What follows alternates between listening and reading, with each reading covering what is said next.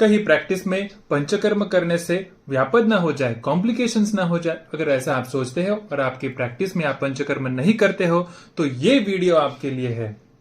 बहुत सारे वैद्य अपने पेशेंट्स के लिए पंचकर्म तो करना चाहते हैं, लेकिन कॉम्प्लिकेशंस या व्यापद के भय से वो पंचकर्म का अपनी प्रैक्टिस में उपयोग ही नहीं करते हैं।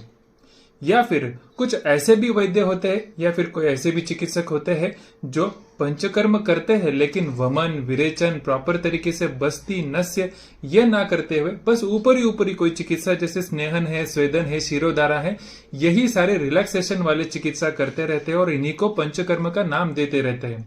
लेकिन अगर हम प्रॉपर तरीके से पंचकर्म करना चाहते हैं तो उसके लिए क्या सोल्यूशन है? तो आप निश्चिंत हो जाइए। मैं वैद्य पृथ्वीराज उगले, एमडी इन पंचकर्म, आपके लिए लेकर आया हूं एडवांस पंचकर्म सर्टिफिकेट कोर्स। इस कोर्स में आप क्या सीखेंगे? तो इस कोर्स में सबसे पहले तो आप ये जो कॉन्फिडेंस है पंचकर्म करने का वो यहां से आप लेकर जाने वाले हैं। उसी के साथ साथ पंचकर्म का केस हिस्ट्री टेकिंग किस तरह से करना चाहिए, उसमें पूर्व कर्म में रुक्षण पाचन करना है तो वो किस तरह से करना चाहिए, क्यों करना चाहिए, ये सारी चीजें आप सीखेंगे। स्टेप बाय स्टेप हर एक पंचकर्म किस तरह से करना चाहिए वो भी सीखेंगे। उसी के साथ साथ पंचकर्म से ट्रीट हुए पेशेंट्स के केसेस भी आप यहाँ पर हमारे से डिस्कस कर सकते हैं। उसी के साथ साथ जो डॉक्यूमेंटेशन पंचकर्म का करना चाहिए वो भी किस तरह से करना है वो हम यहाँ पर सीखने वाले हैं, ताकि आप लीगली भी अपनी प्रैक्टिस को सेव कर पाए। पंचकर्म कराने से पहले हर एक पेशेंट के कौन से इन्वेस्टिगेशन कराने चाहिए, क्यों कराने चाहिए, ये भी हम इस कोर्स में देखने वाले हैं।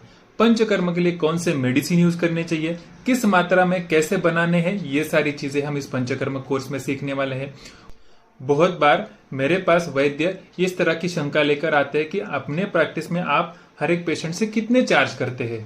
तो पंचकर्म का अर्थ कारण ये बहुत ही इंपॉर्टेंट विषय है, तो इसके बारे में भी हम इस कोर्स में जरूर चर्चा करेंगे।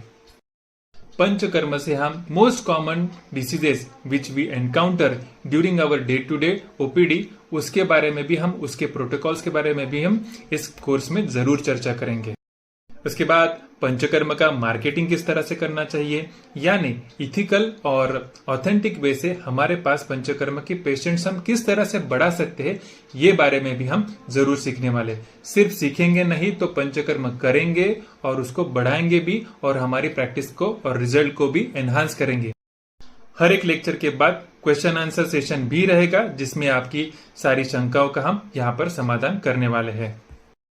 ये कोर्स ऑनलाइन होने वाला है और इसके लेक्चर्स अगर आप किसी कारणवश लेक्चर मिस कर देते हैं तो वो रिकॉर्डेड भी आपको सुनने के लिए मिलने वाले हैं।